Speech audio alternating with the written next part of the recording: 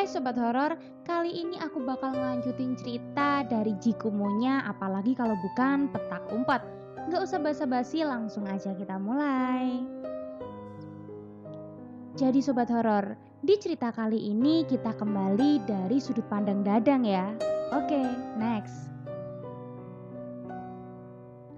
Rintik hujan mulai mengguyur badan kami saat kami menemukan potongan kain celana yang dipakai Yanto tepat di bawah tebing. Walau hujan kemarin mengguyur dengan sangat deras, namun tak kutemukan Yanto tergeletak dan semacamnya. Tak ada tanda-tanda Yanto mati terlihat dari tempatnya jatuh yang bahkan tak ada tulang atau bekas dari binatang buas. Pastilah Yanto pergi dari tempat ini untuk mencari tempat berteduh kemarin. Aku mencoba membayangkan jadi Yanto. Jika hujan lebat, pastilah aku akan mencari goa atau pohon yang rimbun untuk berteduh. Aku kembali mengarahkan senter ke segala arah, mencoba mencari hal yang kira-kira bisa kupakai berteduh. Dan benar saja, ada pohon yang lebih besar dari yang lain namun jaraknya cukup jauh. Kita ke sana, kataku pada yang lain. Aku berjalan paling awal. Sungguh sekarang tak ada satu hal yang aku takuti.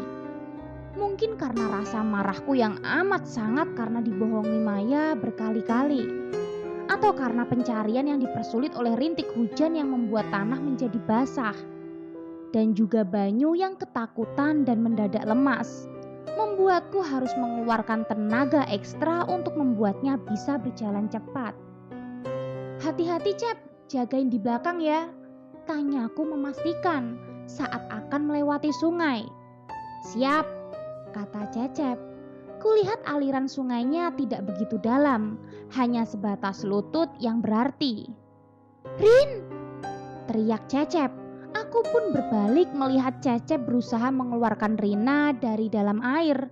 Aneh, air yang hanya selutut bisa menenggelamkan Rina. Tanpa berlama-lama aku pun ikut menarik Rina dari dalam air, mencoba menarik tangannya sekuat tenaga. Rin, lawan rasa takutmu Rin, teriakku yang entah terdengar atau tidak oleh Rina dengan keadaannya yang masih di dalam air. Semua membantu menarik tangan Rina, untuk saat ini kita solid. Rin, kata Cecep memeluk Rina saat sudah keluar dari air. Bawa ke pinggir, kataku. Sesuai instruksi Rina dibawa ke pinggir. Astaga, gak sia-sia aku ikut pecinta alam, setidaknya aku diberitahu pertolongan-pertolongan yang mesti dilakukan pada saat seperti ini. Pertama, aku memompa jantungnya mencoba mengeluarkan air dari dalam paru-paru Rina. Dan syukurlah, tak perlu sampai memberikan nafas buatan, Rina sudah sadar. Rin, isak Cecep. Ada yang narik kakiku, perempuan berambut panjang. Dia narik aku takut tenggelam, gak mau lewat situ lagi, kata Rina sembari menangis. Sudah kuduga, pastilah sebelum melewati air Rina sudah memikirkan tentang ketakutan tenggelam. Sebelum aku mengukur kedalaman airnya, sial, mereka benar-benar menyerang rasa takut kami sekarang. Guys, jangan mikir apapun, sungguh yang mereka serang adalah rasa takut kita sekarang. Jadi sebisa mungkin jangan ditunjukkan. Aku kembali melanjutkan jalan. Aku tahu Rina baru saja tenggelam, tapi untuk sekedar beristirahat kami benar-benar tidak punya banyak waktu. To, Yanto! Teriakku saat sudah hampir dekat dengan pohon besar tersebut. Dan mataku berbinar saat mataku menangkap sosok yang tengah mengamati kami dari balik dahan pohon. Yanto! Astaga! Yanto! Teriakku melihatnya menatapku bingung. Itu kamu, Dang. Getar suara terdengar dari suaranya. Ini aku toh, temanmu Dadang.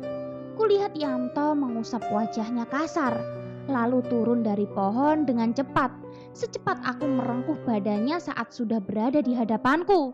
Toh, ya Allah, temanku Yanto. Isaku pecah, bebarengan dengan satu persatu yang lain memeluk Yanto. Entah di mana letak salahnya, semua rasa kesalku hilang. Tak ada penyesalan setelah semua hal yang menimpa kami. Datang ke sini adalah keputusan terbaik yang pernah kuambil. Biarlah dengan kejadian ini semakin lebur rasa bersalah yang kami bawa, menghapus kesalahan dari masing-masing kami dan memberikan ruang untuk memperbaiki semuanya. Kukira kalian semua gak akan kesini, kata Yanto di sela isaknya. Teman akan ada untuk seorang teman toh, kata Cecep mengeratkan pelukan. Salahku toh, kamu gak mungkin maafin aku, kata Maya mundur dari pelukan. Kami pun menghentikan pelukan yang tadinya terasa hangat. Mengamati ekspresi Yanto yang mematung menatap Maya kosong. Kami semua tahu benar jika kesalahan Mayalah yang paling fatal. Bukan kepada kami, tapi lebih personal antara Maya dan Yanto. Namun perkiraanku salah. Yanto mendekat ke arah Maya lalu memeluknya hangat. Gak ada orang yang akan baik-baik saja dihadapkan dengan rasa takut. Kamu hanya ketakutan, Mai. Mungkin caramu salah, tapi kamu kesini aja udah nunjukin kalau kamu pengen memperbaiki keadaan. Sudah sejauh ini, aku gak akan marah ke kamu. Kamu membuka jalan. Makasih, kata Yanto sembari terus menepuk-nepuk bahu Maya. Aku yang mendengar perkataan Yanto tersenyum. Pantaslah, ibu bapaknya sangat merasa kehilangan. Anaknya sangat baik hatinya. Bisa saja dia meludahi Maya saat ini juga karena sempat menukarkannya. Namun nyatanya tidak. Aku menepuk punggung Yanto bangga menjadi temannya. Toh, panggil Banyu. Kamu seharusnya gak kesini yuk, jawab Yanto ganti merengkuh badan Bayu. Aku gak bisa cuma diem di rumah terus ngebayangin apa yang akan kamu temui di sini. Aku gak akan bisa maafin diriku kalau sampai kamu kenapa-napa toh. Nyatanya aku gak kenapa-napa kan Yu, jawab Yanto dengan mata yang menerawang. Aku yakin selain membuat dirinya sendiri lega, Yanto juga ingin melepaskan rasa kesalnya hanya untuk melegakan Banyu. Karena amarah tak akan berguna pada situasi seperti ini. Lebih cepat semuanya diperbaiki akan lebih baik untuk langkah selanjutnya. Sini, aku kangen kalian semua, kata Yanto membuka tangan. Toh, umpatku melihat tingkahnya yang tengah menyunggungkan senyum dengan sederet gigi yang entah berapa hari tak digosok itu. Tanpa ditunggu-tunggu lama, kami pun merengkuh badan kurusnya yang kian kurus, mengeplak kepalanya gemas dan mengumpatinya. Sesaat keadaan sangat hangat sampai saat Cecep melihat jam di tangan. Rek, kita gak punya waktu banyak. Ayo, kataku berjalan terlebih dahulu dengan membawa headlamp. Berjalan cepat menembus pekatnya malam. Aku berjalan terlebih dahulu, sembari membawa headlamp di tanganku dan menyapu kegelapan dengan sinar seadanya. Aku berusaha berjalan secepat mungkin, dengan terus menggandeng tangan Maya. Kami berjalan dengan aku terlebih dahulu, lalu Maya, Banyu, Rina, Cecep, barulah yang terakhir Yanto. Namun, langkahku terhenti saat aku melihat sesuatu berbadan besar, bercorak garis-garis terlihat masuk ke semak-semak, mengawasi, bukan, lebih tepatnya seperti tengah mengintai. Sesekali badannya terlihat saat aku mengarahkan sinar ke segala arah. Macan, kataku pelan. Bulu kuduku berdiri, selain dia binatang buas, ukurannya bahkan sangat besar.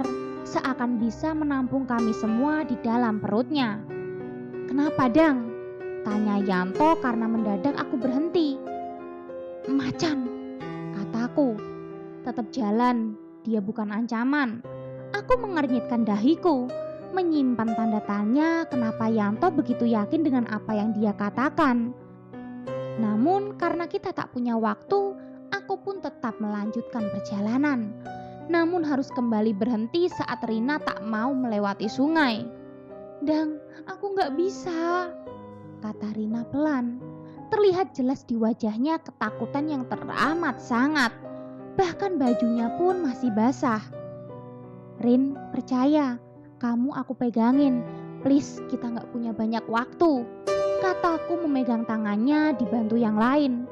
Untunglah sangat mudah membujuk Rina. Walau tangannya gemetar, dia berhasil melewati sungai.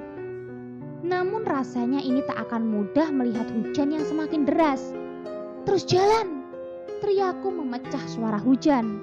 Ah! Cecep menunduk. Aku nggak bisa, kata Cecep memegang telinganya. Sial, dia takut sama petir, kataku menjauh darinya. Cecep memegang telinganya, sedangkan petir menyambar di sekitar badannya, mengitari tubuhnya. Sungguh, yang satu ini aku bingung. Bagaimana cara menolongnya? Salah sedikit, bisa mati kita jika sampai tersambar petir.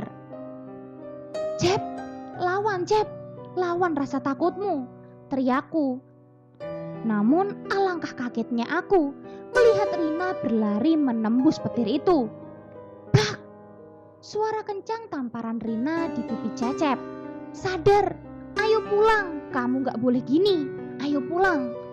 Aku terenyuh, Rina bisa sampai menembus petir hanya karena pengen Cecep sadar. Walau harus memberi sedikit pukulan, aku yakin pengaruhnya akan lebih besar dari sekedar pukulan itu sendiri.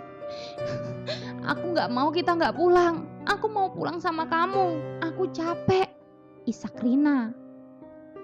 Tak ada jawaban dari Cecep, namun aku tahu kesadarannya sudah pulih. Hal tersebut membuatku dan Yanto pergi ke arah Cecep mencoba meyakinkannya. Cep, hei Cep, lihat aku. Yang kamu lihat bukan petir. Dia hanya berusaha ngebuat kamu takut. Jangan sampai terbawa, kataku menenangkan. Sedangkan Yanto dengan sigap membantu Cecep berdiri kembali melanjutkan perjalanan. Namun saat kita sudah berkumpul, sesuatu menghentikan kami. Entah apa yang dilihat kawanku, namun apa yang kita lihat membuat kami saling menempelkan punggung, membuat lingkaran kecil dan berhenti, menatap lurus ke arah depan masing-masing. Yu, apa yang kamu lihat? Tanya Yanto tiba-tiba. Genderuwo toh, kata Banyu terbata. Kamu tahu nggak karakteristik genderuwo? Dia punya nafsu tinggi, mata keranjang. Itu sifatmu Yu, itu gambaran dirimu, kata Yanto yang membuatku tertegun. Mai, apa yang kamu lihat? Tambahnya. Aku melihat kuntilanak. Itu sifatmu Mai, egois, menghalalkan segala cara untuk dapat apa yang kamu mau. Rin, apa yang kamu lihat? Aku nggak tahu pasti apa. Kayaknya itu peri, kata Rina gemetar. Itu sifatmu, kecil tapi tangguh. Dia bakal ngelindungin apapun yang dia suka termasuk Berry. Aku baru dicakar kemarin, kata Yanto dengan kesal. Cep, apa yang kamu lihat? Aku lihat sesuatu seperti monyet toh.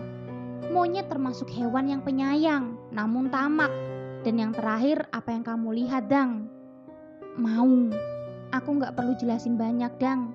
Kamu tahu sendiri karakter macan itu kuat, namun pemarah, temperamental, namun dominan. Dan apa yang kamu lihat sama kayak apa yang aku lihat. Yanto diam sejenak membuat keresahan di hatiku dan juga yang lain. Terasa dari badan mereka yang gemetaran. Itu gambaran dari emosi kalian. Saat kalian bisa membuang emosi itu, bisa jadi apa yang di depan kalian juga hilang. Yang mendapat makhluk buruk rupa juga hatinya, buruk perangainya. Namun semua itu bisa berubah. Setidaknya itu yang bisa aku pikirkan, kata Yanto pelan. Gimana caranya? Tanyaku. Hilangkan sifat itu dari pikiran kalian. Yakinkan diri kalian kalau sifat buruk itu tidak pernah ada. Tutup dengan memikirkan karakter baik yang kalian punya. Gimana sobat horor? Berhasilkah mereka untuk mengalahkan sifat buruk mereka? Kalau gitu tunggu kelanjutan ceritanya dan jangan lupa nyalakan lonceng notifikasinya. Bye.